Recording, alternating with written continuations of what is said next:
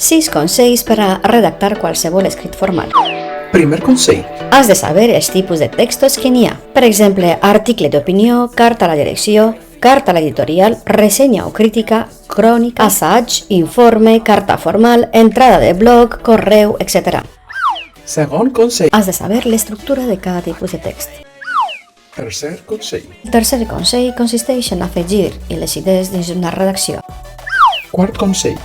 Per expressar les idees d'una manera clara i ordenada, és menester pensar en l'ús de connectors, sinònims, paraules compostes, relatiu possessiu, perífrasis, pronoms febles i enumeracions. Cinquè consell.